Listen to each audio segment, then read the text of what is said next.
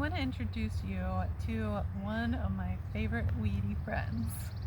This is ground ivy, and it loves to grow in yards. I want to tell you about 3 amazing things about this plant, what it can do herbally, a little bit of the botany, and a really interesting story about it too. So this is the bane of some gardeners' existence because it loves to grow in gardens and it loves to grow in lawns like this. It's a great ground cover, haha, ground ivy. And I think that's why it got its name, because like ivy, it loves to just cover the ground like this. So instead of hating on the weeds, we can learn how to eat them and make remedies from them. This one is native to Eurasia, which means Europe and Asia. And though some people would call it invasive, I wouldn't. I don't think it takes over that much, and it's just so freaking valuable as a remedy. It is in the mint family. I can tell that because it has a square stem. But remember, all mints have square stems, but not all square stems are mints. So we want to look at the other characteristics too. It has opposite leaves, and it has these tiny purple flowers that have what are called lips on the bottom petal. So it's kind of like if you took your top lip and turned it upside down. That's what it would look like. And those are all common characteristics of the mint family. However, it doesn't smell or taste minty. It's got like a pretty specific smell to it and taste that some people don't really like. So you can make a tea out of it and add some lemon juice and it would taste kind of like lemonade, especially if you sweeten it. I love to make teas, tinctures, and steams out of this plant. I know 3 main things that it's really great for. One is tinnitus, or ringing of the ears, and I've had several students and friends who have had good luck with it for that.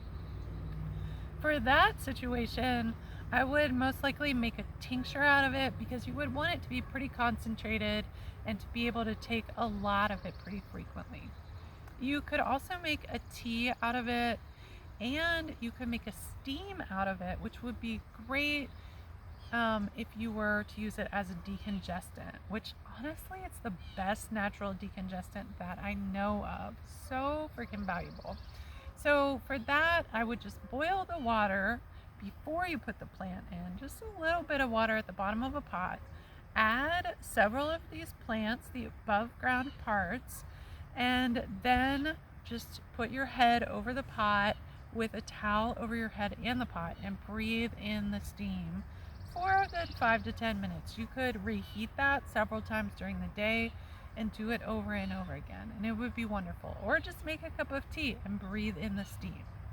This is also great for removing heavy metals from the body, and cilantro will do that as well, but instead of buying cilantro, we can just pick this weed out of our yard for free.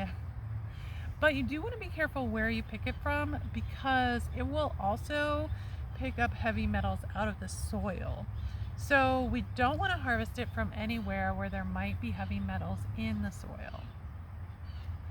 Now, there's a funny story about this plant, and it actually, another name for it was ale hoof.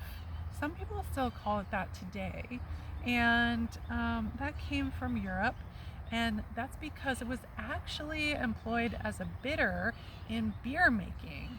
And a long time ago, before like everybody was using hops in their beer, people were putting all kinds of plants into their beer, like they're starting to do again today.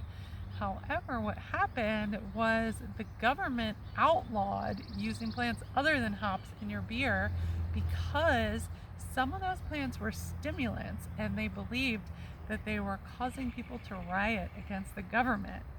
So they outlawed it. So you can be a little bit of an outlaw now and put some ground ivy into your beer. But it does make a good bitter overall. So you can make a bitter tonic with it, or take some tea and drink it before your meal to stimulate your digestion. How many things can you think of to do with this plant? Isn't it amazing how many different ways we can employ it for our health? It's incredible. So I really hope that you will stop hating on the weeds and instead eat them and make lots of remedies out of them. If you do something else with ground ivy or you try any of these things, please leave me a comment below and make sure to like this video, share it with your friends, and subscribe to our channel if you want lots more cool botanical info. Thanks for watching.